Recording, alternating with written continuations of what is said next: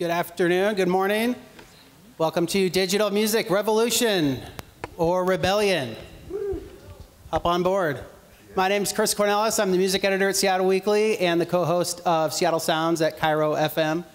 And for the last dozen years or so, I've been sitting at the intersection of two industries that have had that's been giving away their content and has been spending their time trying to manage their new medium and to monetize free. The difference between the two is that the news industry overwhelmingly gave away their product for free, and the music industry had it taken away for free, and we've spent the last dozen years trying to make hay out of it.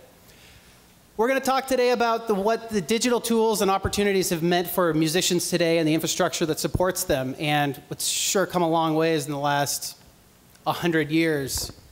Last night I was thinking about, legend has it that in 1926, Louis Armstrong was recording Heebie Jeebie, the music for the lyrics fell off the stand.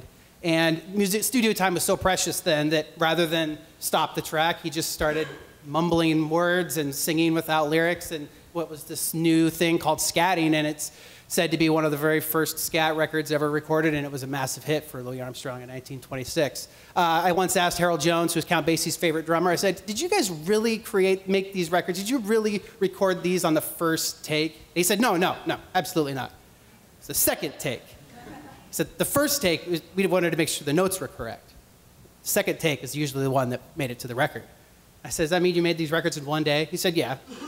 Unless we had a gig that night, then maybe we'd do half the record, then play the gig, and then the next day we'd finish the record.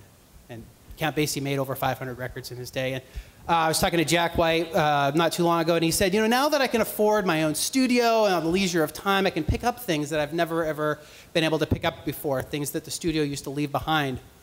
Now anybody can make a record, even if they're not Jack White, in their living room. And a few people on the stage have worked with artists that have done that and had a lot of success. But now that everybody can make a record and put it out worldwide, it's created a lot of interesting new challenges and opportunities as well. So that's what this panel is going to spend the next 50 minutes or so talking about. We've got a really good panel here today. Luca Sacchetti from RockStar Motel is a musician, or we were debating whether or not if you're playing in a band now, if you can still consider yourself a musician, and I still think you can. I still have a practice pad in my kitchen that I play on, so I count that. And he's going to talk a little bit later today about this ecosystem that he's building online. Kyla Fairchild is, of course, the founder of No Depression magazine and the website nodepression.com. And I was in here yesterday listening to the other digital music panel, and afterwards I heard this woman behind me saying some really interesting things, and so I kind of pretended that I was packing up really slowly so I could hear what she was saying, and I turned around and I was very delighted to see that it was Kyla talking and letting me eavesdrop. Laurel Starns is a artist manager representing Father John Misty, who signed to Sub Pop Records and is doing very well, as well as several other artists. And she spent 10 years at Capitol Records and has also worn many hats in the music industry, as has Josh Rosenfeld, who is the co-founder of Barsuk Records, sometimes band manager, sometimes by default. And yeah, we're gonna get started. And I'm going to ask a few questions of our panel. They're going to discuss things for a while, and then 10, 15 minutes at the end of the panel, we're going to take some questions. And I really encourage you to write some down, maybe have some at the end, and just wander up to these microphones when you're ready. So we're going to get started, and I'm just going to flip to these questions, which are mine alone. The panelists have not seen these. We're going to get started. And we're going to start with Laurel. Oh, great. Laurel, now that artists can make records in their bedroom and release them independently, tell me what kind of opportunities it's presenting to your artists, and do you think it's making things easier for them? Yeah, I mean, I'm all for someone who wants to, just take charge and do their thing. I grew up in recording studios as a teenager, and that was a whole other process back in the day. And now that this, we've come to this place where you can just create and put it out there, it's created. I mean, the revenue that an artist of mine, Jenny O, put out a 5-song EP on her own. We started with Kickstarter, and she's made 6 figures in the last year, which now we're funding to put out a full-length release with a whole team behind it of folks that you guys have probably heard of. And it's been incredible. I mean, the amount of exposure she's gotten, from whether it was a Subaru ad or a Camry ad to Paul McCartney picking her for a Buddy Holly tribute record. I mean, to her going on tour with everyone from Father John Misty, Ben Harper, or Leon Russell, or Rodriguez, she's got both sides going as far as like creating her own image and also creating her own monetization of her bedroom. So it's been wonderful. How does that differ from the business model 10 years ago, though? Are things better for artists like her as a result, or are they more challenging? I mean, the digital world can be, depending on how you apply it. I mean, if you're, with all this technology, like, does it make the music better? I remember when Pro Tools came in, I was like, oh no, musicians are going to get super lazy and not learn how to play their instruments, which some might say that might have happened, and songs and creating might have gotten a little looser and not as interesting because people haven't learned their instrument. But, in some cases, that's not the truth, and people are making records in many different ways. People still use, big studios, and they use their bedrooms. I feel like it's however you want to do it, however you can do it, and what might be available to you. It's out of necessity. So. Josh, do you get a lot more submissions now that everybody has access to a recording studio? Well, record labels are no longer necessary. I don't know if you have heard about that. So no, we don't get any submissions from musicians ever anymore. No, I think that we do actually get more now than we did probably 4 or 5 years ago. And actually, I think that the quality of the submissions has probably gone up.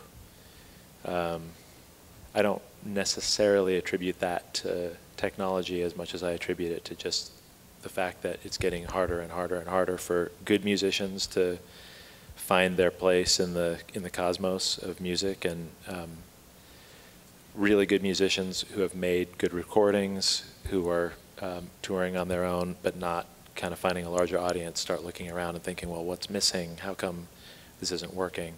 And in some cases, it's because their music isn't good enough. I would say in most cases, that's what it is, honestly. But there are, I think, a lot of musicians who, there's a lot of noise out there, and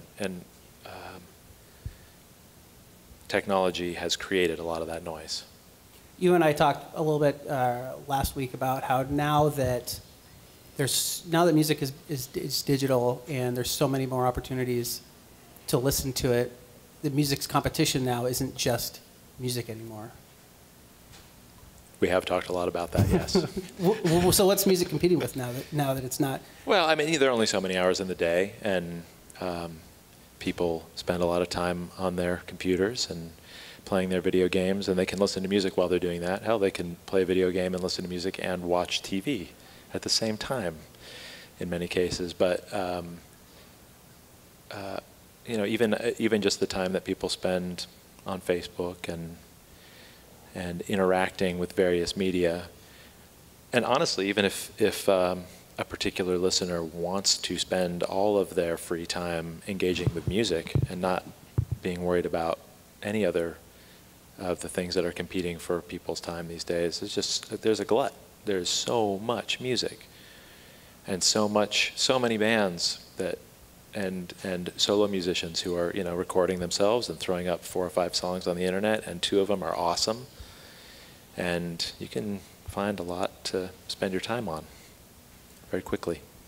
Kyla, now that that's the case, now that there's such a glut of music, and I see that all the time with the submissions I get digitally, and as a journalist, how does that make the journalist's job different, or how does what you do at No Depression, do you feel like it's your job to be sifting through and finding the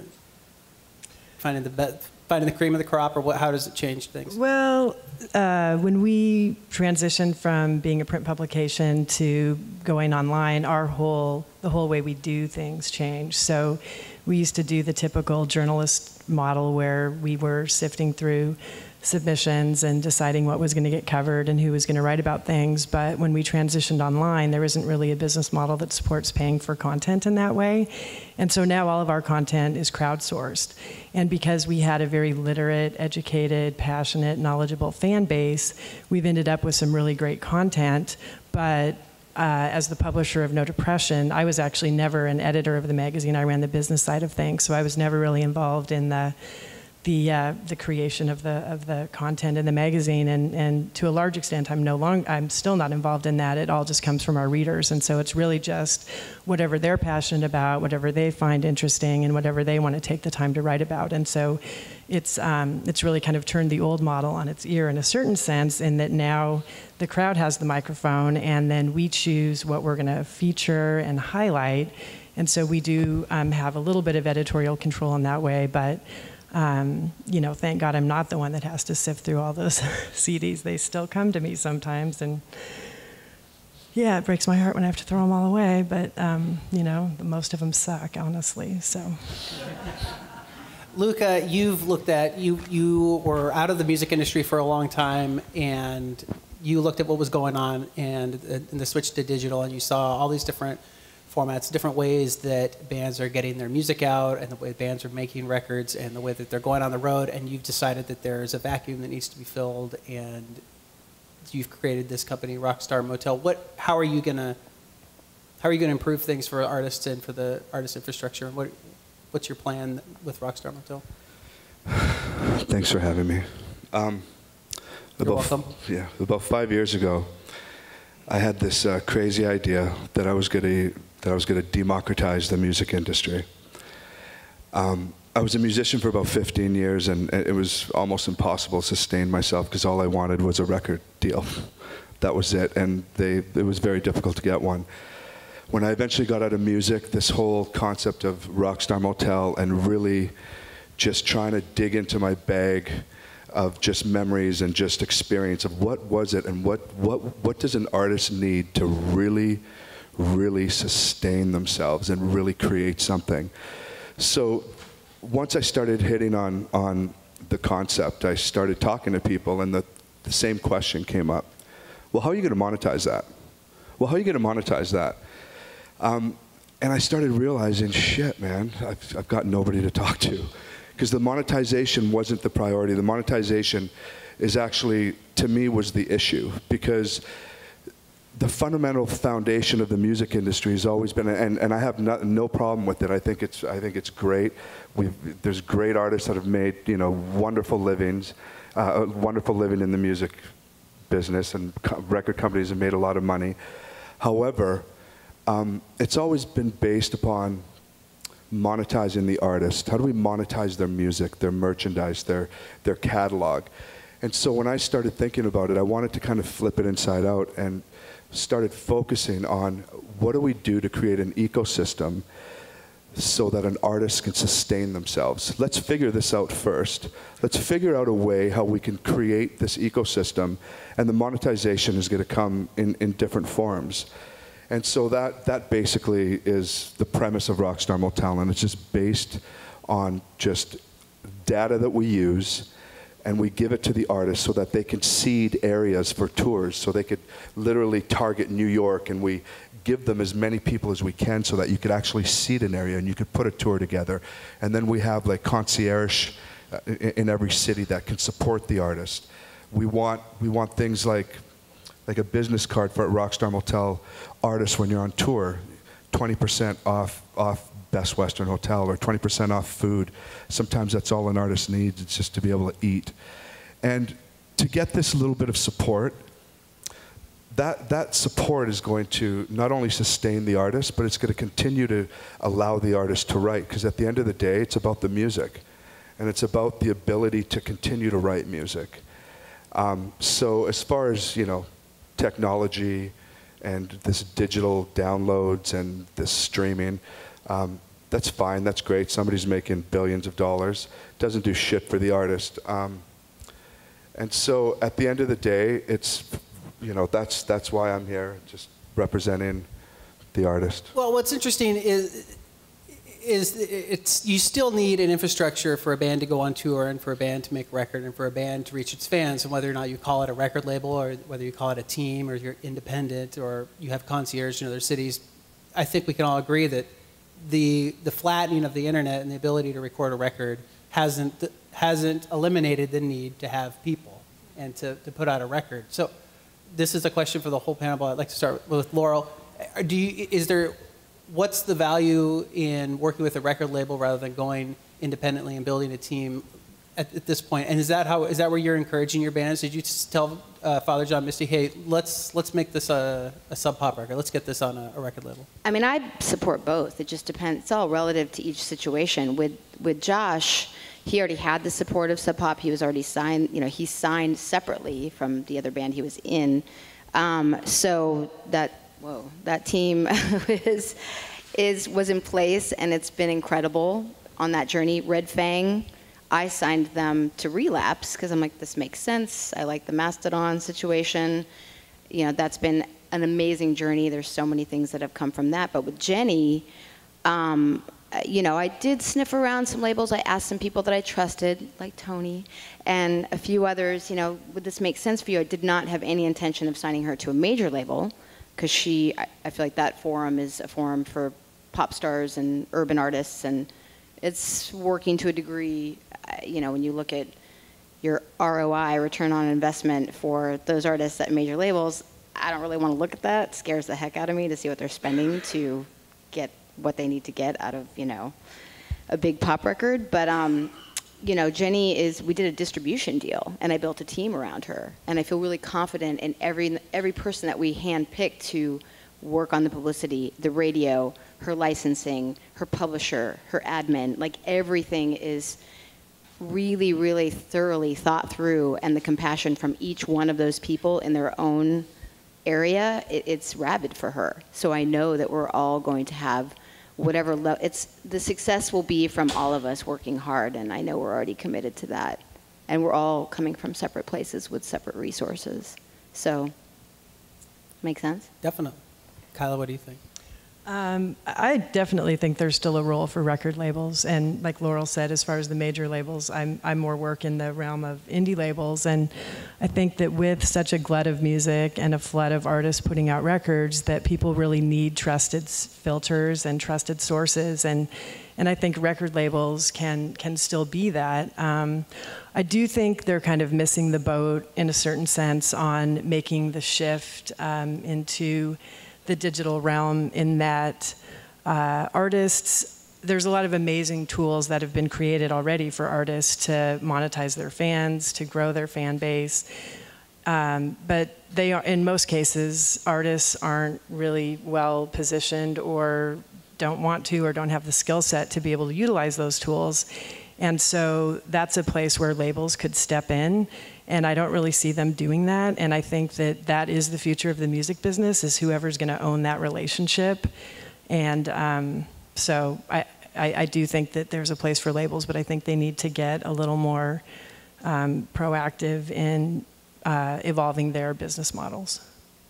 Josh, when you hear, you know, like Laurel say, okay, we lined up somebody to do publicity, somebody to do marketing, somebody to do, you know, sell music to film and television. Do you ever think to yourself, well, that's a record label. That's what Barsuk does. And second question is, what as a person who runs a label, how has Barsuk's role changed in the decade or so you guys have been in business now and supporting artists?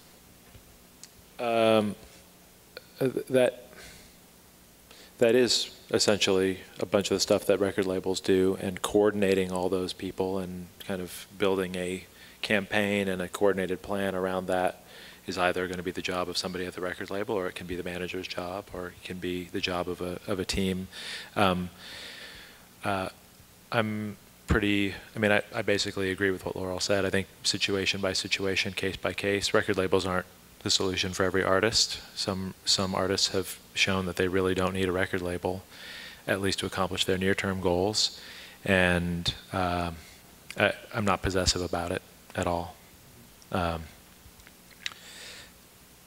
How things have changed, is that? When Kyla talks about record labels evolving, and how is what Barsuk is doing now different than what it used to do, now that half as many records are being sold? And do you see, is Barsuk's role, is the record label's role going forward going to be different when monetizing recorded music, if it continues to decline? It will be different in that we will be doing less counting of money.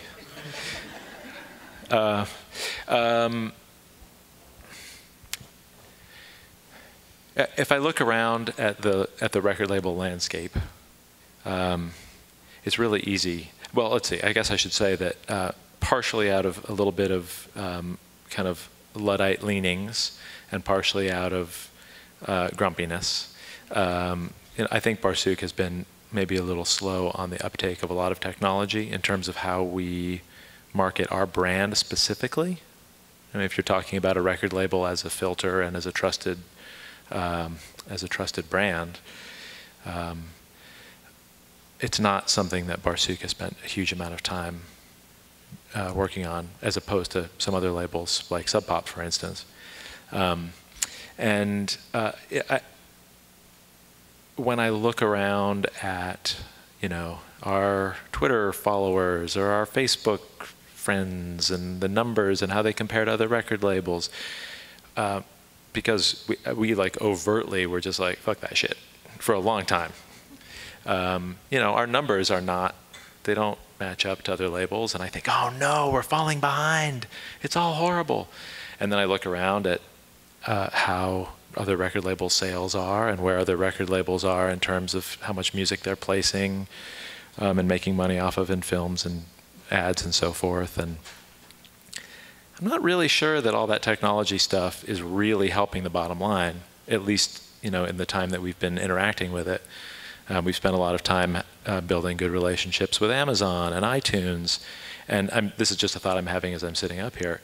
From a kind of where the rubber hits the road perspective, where technology is impacting the lives of artists on the revenue side as opposed to on the production side, I'm not really sure if there are any platforms out there that you could look at and just say, oh, these platforms have really made a big difference for artists, other than Amazon and iTunes. I'm not sure what those are. I might not be thinking of them. I'd love to know if anybody can point them out right now. But I think that, our interactions with technology have been a little bit of a sideline, and we've really tried to just continue to focus on the basics of signing artists that we believe in, who we think are making music that's going to resonate with people, artists for whom the music that they make, where that music is going to be a part of people's lives, listeners' lives. And I think that is the foundation, and then just trying to do everything we can to get the music that we release to be the signal that people are hearing through the noise. And it's conceivable that that's where the technology stuff needs to have come in to come to play more with our stuff, perhaps. But I kind of don't feel like that's true. I kind of feel like we're doing all right despite being behind the game, And that sort of makes me question the game. Can I say something about that? Yes, you may. So I think about this a lot, and I think that when you're saying what I know you do, like what tools work, what's working out there, I think that, as is the case with any revolution, it takes time. Like, the old system breaks before the new system is put into place, and I think that those tools are in the process of being created, and no one really knows what is going to work yet, but something will. And I think that right now the key is just to try to develop as much of a direct connection to your fans as you can.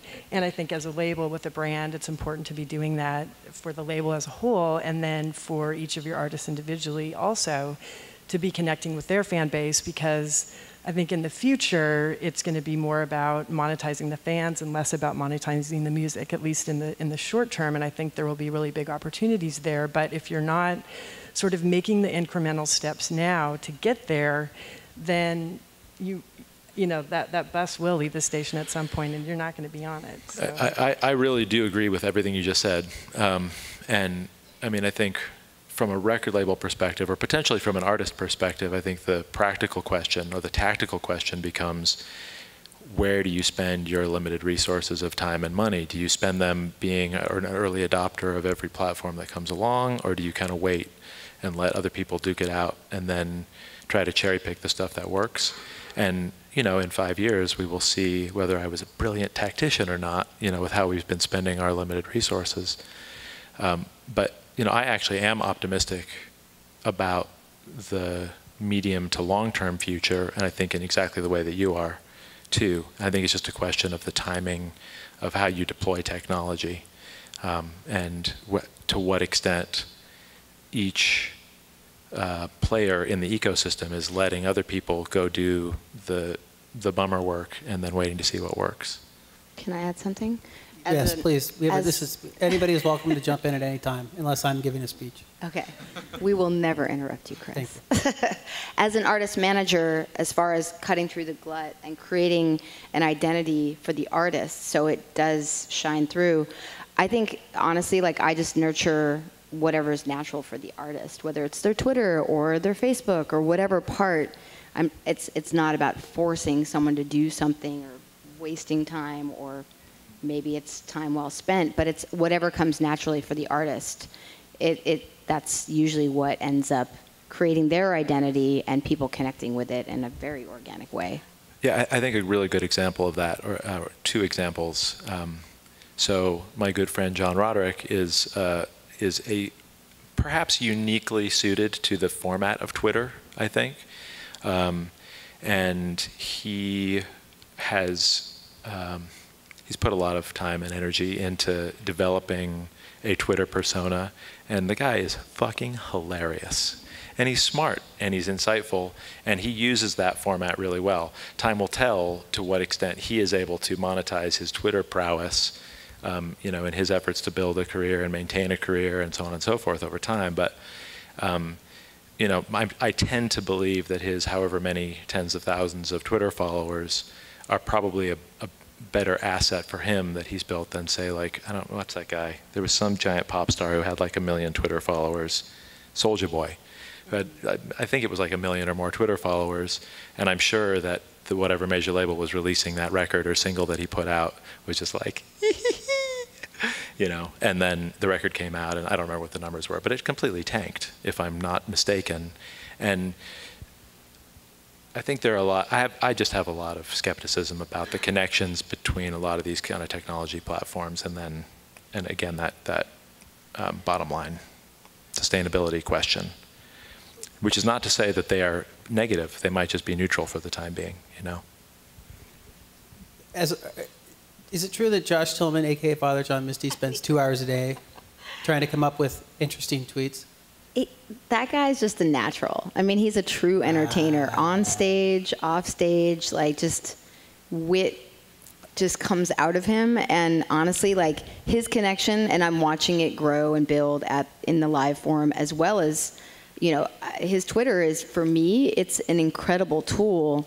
I'm like, dude, tell me who is, tweeting at you, if it's a celebrity, and I go and I find those celebrities. I'm like, do you want to do something? I mean, I've like worked out things via his Twitter that's nurtured his profile, and it's amazing. He's like, okay, this chick from Glee or whatever, and it's been amazing. Is there any indication though that as John and Josh work on their Twitter accounts and building their brand, I guess, and I'm going to direct this question to Luca, when artists are spending that much time doing that and not spending time on top of everything else that they've always done that's not on stage or writing music, but doing these other things, they're spending less time doing that. Is this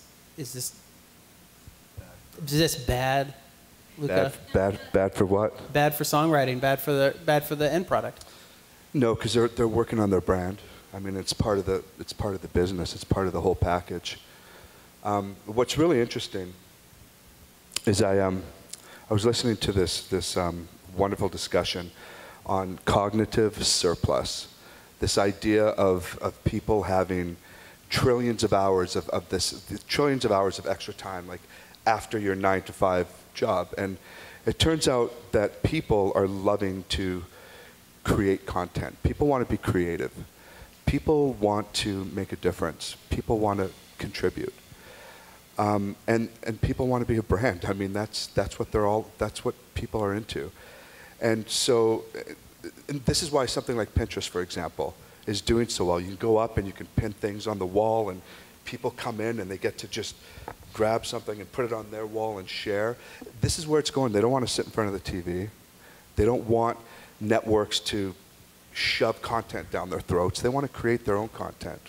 And I think this is where it's moving. The people, I agree with you completely. The fans, the people, that's what's important here. That relationship is what's going to be monetized. If we can harness that is gold. Well, I want to talk about the definition of a fan and monetization in just a second, but real quick, I just can't help myself. Josh, do you think if Twitter didn't exist, we would have a new long winners record by now? When you saw John get on Twitter... It is not for me to conjecture about the creative process. I have never written a good song. Beg your pardon? I have never written a good song. All right. Not in all my years doing this work have I ever written a good song. But you're not on Twitter either, though. So we're going to switch gears just a little bit. Kyla, I've got it. This is a long question. It's the one I've really been wanting to ask, because I don't think we can talk about the digital revolution and the way that artists and the infrastructure is adapting to digital music without talking about the way that music and what we've called fans here are taking the music without paying for it. One of my favorite anecdotes is Laura Veers, who's on Nonesuch for a long time, and unlike Josh, has really made some fantastic records in her life. She told me, I was at my merch table at one of my shows, and this girl walked up to me and said, "Hey, will you sign the CD? I love this album." And it was a CDR. Somebody had burned her CD at home, gone to the show, and brought it up to the merch table and said, "Will you sign this for me?" And I think Laura was a lot more polite than I would have been. But there was a cover story in New York Magazine recently about Grizzly Bear that I thought really succinctly put the narrative of the digital music reality into perspective. I want to read a short part of it here and then ask Kyla a question. So, New York Magazine, you will rarely hear an indie act complain about piracy. If they're successful enough to care, they achieve that success in an ecosystem built on piracy from the get-go. ... Meanwhile, streaming the albums from a service like Spotify nets the musicians almost irrelevantly small amounts. This is fascinating to me, because on the one hand, piracy isn't something that's bad. This is part of an ecosystem that got Grizzly Bear to sell out Radio City Music Hall. Spotify and Rhapsody, on the other hand, somebody has paid for, but the artists don't get hardly any money, and it is derided in this case. So, Kyla, my question for you, which is on the second page here, are streaming services as irrelevant as they're portrayed here, and is piracy as an essential component to the music industry today? And I hope that the panel will chip in on this answer as well. So I think that there are a lot of artists who still are very bothered by piracy, and I totally get that. And I don't want to come off as sounding like I'm hating on artists or anything. It's more like tough love, I think. But as someone who sort of sat at the intersection of print and the music industry and saw my business model basically be destroyed, it really is a matter of sort of figuring out what's next. You know, you can't really turn back the tide, and there's nothing that any individual artist can do to stop piracy or to fight it. We can all agree it's illegal, it's wrong, people shouldn't do it. Are they gonna stop? Probably not. Is there anything that you can do about it as an individual artist? No. So, okay, let's just stop whining and griping about it, and let's figure out what we can do to create a new future. And so I think that streaming is definitely not irrelevant. I think the amounts of money that artists are making from streaming right now are irrelevant, in that streaming is has not been as widely adopted as it will ultimately be. I have no doubt at all that streaming is definitely 100% going to be the main mass method of music consumption in the future. And I think that once it's more ubiquitous, it's device agnostic, people have it in their cars, they have it on whatever device they have with them at any given time. I mean, Xbox just announced that they opened up music streaming, and I think that's going to help a lot to have people who haven't really maybe had access to it before or used it before to see how great it is. And I think once that happens and people are then forced to pay for a streaming service, and you have hundreds and thousands and millions of people paying a small amount every month, whether it's bundled with their cell phone bill, or I'm sure Amazon will turn something on eventually, and maybe it'll be a part of built into Amazon Prime, or Apple, of course, is going to do something eventually. I think there will be consolidation in that market, but I think a lot of the major players are just sitting back waiting, letting all these other people duke it out, like you were talking about, until it is viable. And then at that point, I think there will be revenue for artists. And so in the future, I think artists will be able to make money off their music again. And once streaming is ubiquitous, then I think that will eliminate the problem of piracy too, because if you already have the music easily wherever you want it for a small fee, you don't really need to bother downloading it and going online and trying to figure out where you can steal it from. So that's what I think about all that. Luca, what do you think? I don't want to sound like an asshole. That's the problem. It's too late. Yeah. Streaming. I think I made like 5 cents off like 100 streams once. And I mean, is it good? I mean, I believe music's going to be free one day, period. That's not what's going to be monetized. You mean offered for free by artists? Yes, completely. That's not where the money's made anyway. Maybe at one time it was. Back to my whole philosophy of the relationship and where the monetization's going to come. I mean, we all know it comes from tours. Getting out there and having people sitting in the seats and watching you play, buying your merchandise, and then coming out again and telling friends. I really don't have anything against it. I mean, if there's an artist that I get to stream and I get to listen to it, that's awesome. You know, I get to hear somebody I love. Do I agree with it? Not really. I mean, I don't support it. Josh? A few quick responses. One, just to not let this go by without saying something. I think there is something that artists can do about piracy if they want to. And I'm not one to think that, or to say that piracy is the source of all of our problems at all. But I do think that there's a common misunderstanding, an extremely common misunderstanding out there in the world that actually touches on something that you just said too, Luca, that music consumers, music fans, listeners have, that artists make all their money on the road and they don't make any money from record sales, and maybe they did a long time ago, but really it was the record labels that were making all that money, and it didn't really ever help the artists. And I think that if artists who, by and large, sadly, are not sophisticated enough or are sort of disingenuously playing on people's misunderstanding of even major record labels and the role that they have played in the building of careers.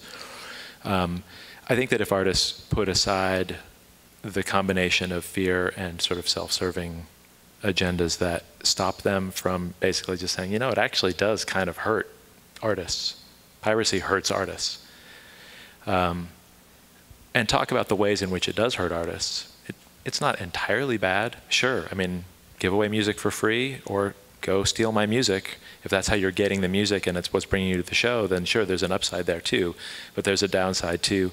And I think that artists have not been willing enough to speak out about that. And when they have spoken out about it, it's been really ham-handed and inelegant. And I think that if artists were more organized and better at talking about it, that would actually help manage the process of adapting to the new technology. And I really do see it as a process. Streaming services are not a viable source of revenue now, but sure, if there are 70 million subscribers all paying $10 a month, it starts to add up a lot. And you know, we are all engaged right now in this historical process of crazy technological change, and I think that you know, managing that process becomes a different task depending on who you are. If you're a listener, if you're an artist, if you're a record label, if you're a part of the media, that, you know, that the great and glorious future where everything is wonderful, I tend to think that it probably will come, like you've outlined, and for those of us kind of stuck trying to maintain careers and not lay any of our staff off, and pay for food for our kids and so on and so forth, on any level of that continuum, have the task of trying to manage that growth and manage that change. I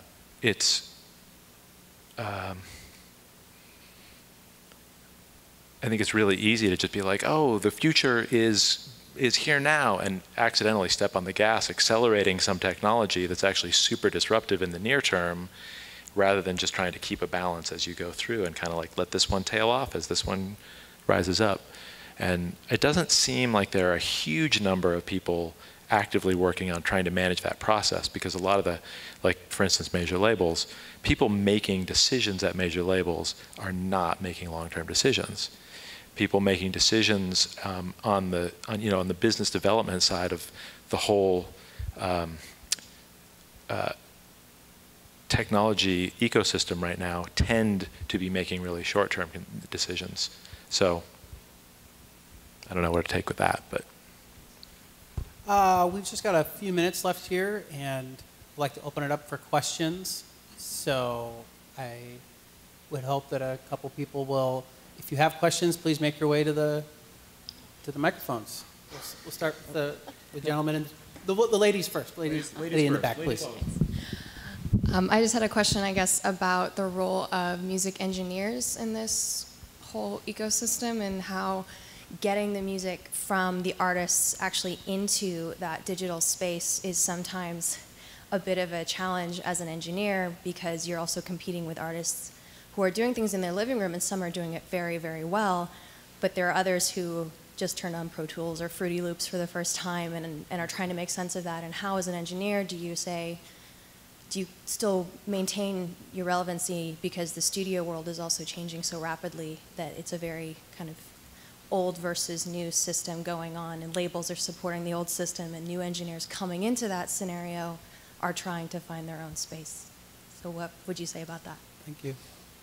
Laurel, that sounds like a good question for you. Yeah, that's a pretty incredible question, actually. I mean, I don't know how aggressive you are as far as like going out and cultivating a relationship with an artist and developing an artist, and if you happen to do something where you create something magical and then people start coming to you for what you created with that artist after that particular recording is released. I mean, that's a really hard and interesting journey as far as you putting yourself out there as also a creative. Like I did this, I created this album, this is something that I do, and this is a special moment. And if someone else comes to you for that kind of thing, that it's a very customized situation. Does that make sense to you? I completely agree with you. Yeah, it's. I mean, what I think too is things have changed.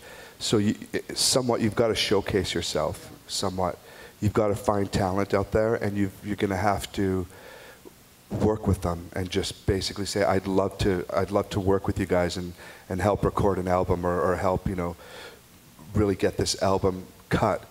And then just by doing that, like you said, I mean, your work is going to be known, it'll be heard, and through that, believe me, people still want to work with great engineers. Producers. One thing to add is, I don't know, again, on the aggressive level, I know that my entire career was like myself hanging out at shows of bands that I loved or wanted to, check out, and just being around it. I never went to a school or had family in the business. I just went as a music fan over and over and over again to get to know the community and see music and experience what it was. So that's something that well integrated me like on a cellular level into the world of it. And I love this. I just thought about this analogy. Imagine being a photographer. How do you get discovered? I mean, there's great photographers that go out there and they're there show after show and they're taking shots. And eventually that one photographer that is out there taking just incredible shots, eventually, you're gonna surface. And it's the same sort of thing with what you're doing. You're gonna have to get out there and push it. Josh, you want to get in here? I think that there's a whole stratum of businesses and creators who are, secondary or tertiary moons in orbit around musicians or around artists who are on the front lines of like creating the thing that is the marketable piece or whatever. And you know, whether it's photographers, whether it's engineers, whether it's designers. I mean, you can get into some really crazy, like in some worlds, whether it's stylists, you know, everybody is feeling the contraction of the whole thing right now, and everybody's having to kind of cut rates and do great work. And there's a curatorial element to what people on that side of the industry have to do, and people on the business side. Like on the business side, you have to take good risks. You have to find the thing that you want to invest money in and hope that it pans out. If you make a few bad calls in a row, you're going to go out of business. But everybody is constantly trying to curate and like find those great artists that are going to resonate with people, and then make your business be something that's important to that artist. The whole thing is founded on artists, musicians who make great art that resonates with people. And if you don't align yourself with those people, you're fucked. Hey guys, this has been a really great panel. So my team is launching a new music video channel. It's digital streaming, hits platforms everywhere with aggressive promotions to college audiences. And we're building in a lot of like artist support services on the back end. So after this, I would love to talk to all of you about just how this all works and stuff. But my question to you all is, as independent musicians today, like what's the biggest obstacle they face to like getting out and finding new fans, building an audience base, like monetizing their content, stuff like that? What's the biggest challenge for indie musicians? I can answer that really quickly. I was just at CMJ, and we brought a bunch of bands to New York that are on RockStar Motel to kind of do this mini little tour and play around New York. And so we got to talk to all the artists, and one of the bands, just phenomenal band, we were backstage, and I was asking him just that question, like, what's going on? Is it tough? And the singer's like, dude, I'm fucking done. I want to quit. Like, we can't get a show outside of our metro area. When we do play a show, nobody's there. I mean, it's tough, and I don't want to toot RockStar Motel, but that's the whole premise of my site, is getting these artists and fans connected and the tours going. I mean, if these artists don't have that ability, and you're going from city to city and you're playing in front of 4 or 5 people, it gets very, very difficult. So that is the biggest obstacle right now in front of indie artists. And then, of course, they all want to get a deal. I mean, I'd love to have a deal with Josh. I mean, I love indie artists, indie labels. I think it's a different model. It's more of a partnership, and I believe more in that relationship. But anyway, that's one of the obstacles. Josh, do you have something? You were raising the microphone. No, it's just a reflex. I mean, honestly, like, the think locally, act globally, or act locally, whatever that cliche term is, that building in your area, to me, like when I hear about a band, I live in Los Angeles, so, there's a million, like, instant rock star people there every single day. But I know when something's really resonating, so if you're really wanting to build, don't go on tour right away. You'll kill yourself. You'll be bummed, you'll be depressed, you'll have no money, you'll be eating from a 7-Eleven, and that's not really a great time. But great art comes from struggle. Suffer for your art. It's like wearing a pair of shoes that's too small for you because they look good. So what you should, I'm not going to say what you should do, but what I have found to be really powerful is just work in your community, in your region. Just build here so it starts to get louder and louder, and obviously, the interwebs will pick up on it and you'll do your thing, but it's less painful, and you will start to feel, hopefully, a connection, a reaction. I mean, and it might work where the interwebs connect outside of your city if your city hasn't accepted you. I mean, I remember Interpol, like, no one cared in New York, and it started to connect in other areas.